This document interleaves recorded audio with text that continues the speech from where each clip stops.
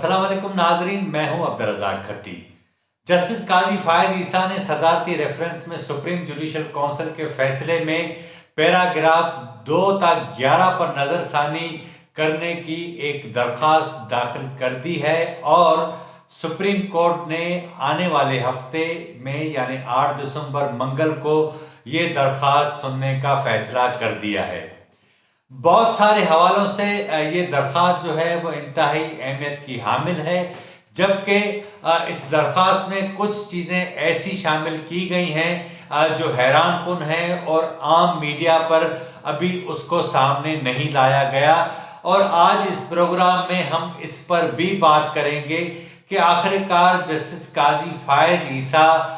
उनको क्यों खटकते हैं कि एक जस्टिस सुप्रीम कोर्ट का उनके लिए इतना खतरे का बायस बन गया कि उनके खिलाफ सदारती रेफरेंस भेजा गया और सदारती रेफरेंस के बाद जब वो खुद उसमें अपीयर हुए, उनकी एहलिया को बुलाया गया, पहले उनसे वीडियो लिंक पर जो है वो बयान लिया गया। लेकिन ये सारी सूरत-हाल माजी में आप सारी देख भी चुके हैं, पढ़ भी चुके हैं, सुन भी चुके हैं। लेकिन आज दो मौजू होंगे जिस पर हम बात करेंगे। एक तो यह है कि काजी फायद ईसा खटकते क्यों हैं, और दूसरा ये है कि उन्होंने जो अब ताज़ा दरख्वास्त दाखिल की है उसमें ऐसी कौन सी नई चीज़ें हैं जो हुकूमत के लिए आने वाले दिनों में परेशानी का सबब बनेगी। जस्टिस काजी फायद ईसा ने अपनी दरख्वास्त में ये इस्तदा की है कि उनका जो ये मुकदमा है जो सुप्रीम जुडिशल काउंसिल को उन्होंने लिखा है, ये मुकदमा लाइव दिखाया जाए। इससे पहले मियां नवाज शरीफ के खिलाफ जब केसेस चल रहे थे तो उन्होंने ये मुतालबा किया था कि उनके जो केसेस हैं वो लाइव दिखाए जाएं, और उसके बाद साबिक वजीर आज़म शाहिद खाकान अब्बासी ने भी यही मुतालबा किया था कि उनका जो केस है वो लाइव दिखाया जाए ताकि लोग फैसला कर सकें कि इस केस के अंदर किस तरह हुकूमत का रवैया है, किस तरह अदलिया का रवैया है और किस तरह उस मुलजिम का रवैया है जिसके ऊपर ये केस चलाया जा रहा है। अब काजी फायद ईसा ने भी यही बात कही है। आपको याद होगा कि वजीर आज़म इमरान खान काजी फायद ईसा का नाम लिए बगैर उनके ऊपर अपनी तकरीरों में तनकीद करते रहे हैं, लेकिन पीडीएम की जानिब से वाज़े तौर पर काजी फायद ईसा की हिमायत में तकारीर की जाती हैं। जब 20 सितंबर को एपीसी हुई थी तब भी काजी फायद ईसा का तज़किरा उसके अंदर शामिल था। इसके साथ साथ जस्टिस फायद ईसा ने ये भी लिखा है अपनी दरख्वास्त में कि जस्टिस मकबूल बाकर, जस्टिस मंसूर अली शाह और जस्टिस याया आफरीदी को भी इस बेंच का हिस्सा बनाया जाए। इसके साथ साथ उन्होंने एक बहुत बड़ा इल्जाम साबिक चीफ जस्टिस खोसा के ऊपर भी लगाया है। उन्होंने ये कहा है कि जब उनके खिलाफ सदारती रेफरेंस अभी आया नहीं था और वो चीफ जस्टिस थे तो सुप्रीम कोर्ट की इमारत के पीछे जो लॉन है उसमें हम दोनों टहल रहे थे और साबिक चीफ जस्टिस ने उन्हें कहा था कि ये सदारती रेफरेंस उनके खिलाफ आ रहा है और मुमकिन है कि उनको इस ओहदे से बरतरफ कर दिया जाए, तो इसलिए बेहतर है कि वो अपने जस्टिस के ओहदे से इस्तीफा दे दें। अगर ये इल्ज़ाम दुरुस्त है तो इसका अंदाज़ा आप इस बात से लगा सकते हैं कि जो रेफरेंस अभी आया ही नहीं था और उस आने से पहले ही चीफ जस्टिस ने अपने ही एक जस्टिस को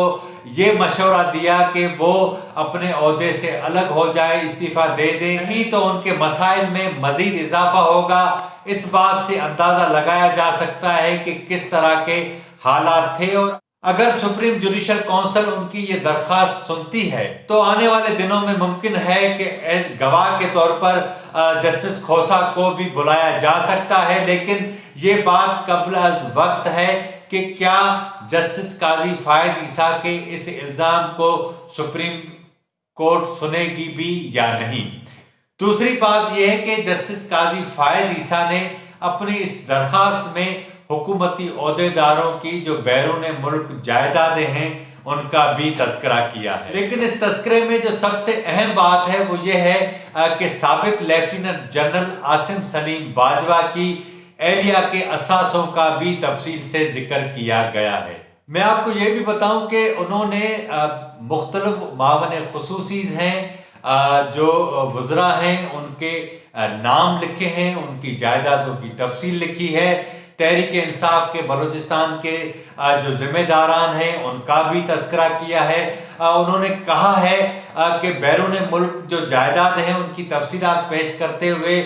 جسٹس قاضی فائز عیسیٰ نے اپنی درخواست میں لکھا ہے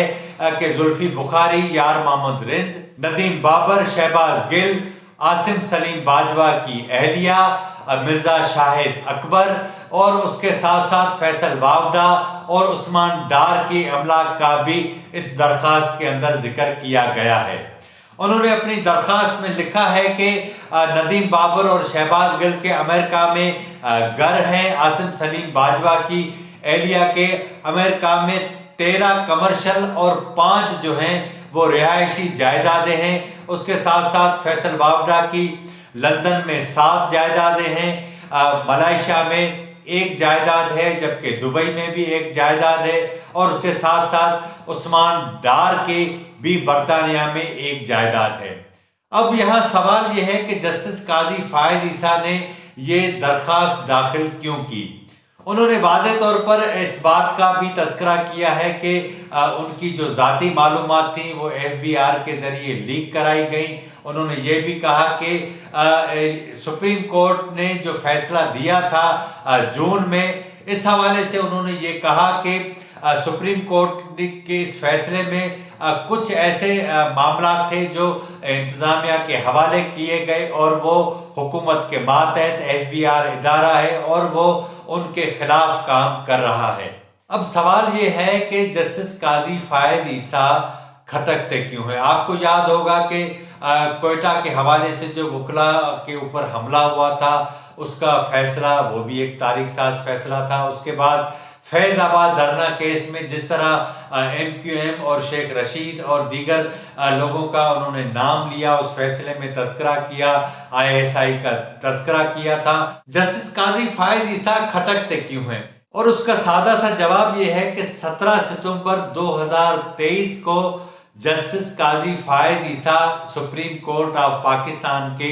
چیف جسٹس بنیں گے اور وہ 2024 اکتوبر تک اس عہدے پر فائز رہیں گے، یعنی تقریباً 13 ماہ وہ اس عہدے پر رہیں گے۔ اگست 2023 میں موجودہ حکومت کی آئینی مدت ختم ہوگی، تو اس کے ساتھ ہم یہ بھی کہہ سکتے ہیں کہ جو نئے عام انتخابات ہوں گے وہ قاضی فائز عیسیٰ کے دور میں ہی ہوں گے۔ یہاں دوسرا سوال کہ PDM کی جانب سے جس طرح یہ تحریک اس حکومت کے خلاف چلائی جا رہی ہے اور اسی کے ساتھ ساتھ PDM قاضی فائز عیسیٰ کی حمایت میں بھی بالکل واضح طور پر کھڑی ہے، نئے انتخابات ان حالات میں ہوں گے تو وہ کس طرح ہوں گے؟ جبکہ 2018 میں جو عام انتخابات ہوئے تھے اس پر اپوزیشن کو شدید تشویش ہے۔ اپوزیشن کی تمام جماعتیں اس بات پر متفق ہیں کہ موجودہ جو انتخابی قوانین ہیں اس پر کسی صورت عام انتخابات وہ قبول نہیں کریں گے۔ اب سوال یہاں یہ پیدا ہوتا ہے کہ اگر 2018 کے انتخابات جس قانون اور جس طریقے پر ہوئے تھے، کیا 2021 میں بقول PDM کے ان کا مطالبہ مان لیا جائے اور انتخابات ہو تو پرانے قانون کے تحت کس طرح ہوں گے جس قانون کو PDM خود ہی رد کر چکی ہے؟ اب یہاں آپ کو یاد ہوگا کہ جس طرح وزیر اعظم عمران خان نے ایک پتا پھینکا تھا اور انہوں نے کہا تھا کہ ہم انتخابی اصلاحات کرنے جا رہے ہیں اور اپوزیشن اس سلسلے میں ان کی مدد کرے یا اس میں کوئی کردار ادا کرے۔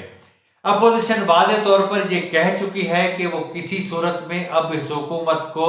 قانون سازی میں، آئین سازی میں مدد نہیں کرے گی۔ تو سوال یہ ہے کہ اگر انتخابی اصلاحات میں اپوزیشن مدد نہیں کرے گی تو پھر انتخابات کس طرح نئے انتخابات ہوں گے؟ یہاں ہم نے مختلف ماہرین سے بات کی، تمام ماہرین اس بات پر ہمیں کنفیوز نظر آتے ہیں کہ صورتحال بالکل واضح نہیں ہے۔ लेकिन इस सिलसिले में हमारी पीडीएम के एक अहम सरकर्दा रहनुमा से जब बात हुई तो उन्होंने कहा कि इस सारी सूरत हाल को डिस्कस किया जा सकता है, लेकिन जब हालात वहां तक जाएंगे और ऐसे हालात बनते हैं, अगर हुकूमत या एस्टेब्लिशमेंट नए इंतखाबात पर राजी हो जाते हैं और पीडीएम का प्रेशर कामयाब हो जाता है, तो इस बात पर पीडीएम के अंदर बातचीत हो सकती है और मुमकिन है कि 1 से 2 माह के अंदर कोई ऐसा टाइम फ्रेम तय कर लिया जाए और कानून के हवाले से भी चीजें वाज़ेह हो जाएं। लेकिन एक बात यह है कि काजी फायज ईसा की अगर मौजूदगी में ये इंतखाबात होते हैं, जाहिर है कि हमारी इस्टेब्लिशमेंट की जो हमेशा ख्वाहिश रही है और इंतखाबात से पहले इंतखाबात के नताइज पर असरअंदाज होने की, उसमें मुमकिन है उसे इतनी कामयाबी न मिल सके। लेकिन सच्ची बात यह है कि 8 दिसंबर को काजी फायज ईसा की ये पिटीशन ज़ेर समात आएगी, तो उसी दिन पीडीएम का इस्लामाबाद में सरबराही इजलास भी हो रहा होगा और उसमें इंतहाई अहम बड़े फैसले किए जाएंगे। लेकिन एक बात जहन में रहे कि अगर इस मुल्क के अंदर कोई जज अपने आइन की पासदारी की बात करता है, तमाम इदारों को कानून के दायरे के अंदर रहने की बात करता है, उसके फैसले तो काबिल कबूल नहीं होते, लेकिन उसका वजूद भी काबिल कबूल नहीं होता, काबिल बर्दाश्त भी नहीं होता। आज के प्रोग्राम में इतना ही। अगर आपको हमारा प्रोग्राम अच्छा लगा हो तो इसे ज़रूर सब्सक्राइब करें, लाइक करें, शेयर करें और अपनी राय का इज़हार ज़रूर करें, ताकि आने वाले दिनों में हम इस प्रोग्राम को मज़ीद बेहतर बना सकें। मुझे इजाज़त दीजिए। अल्लाह हाफ़िज़।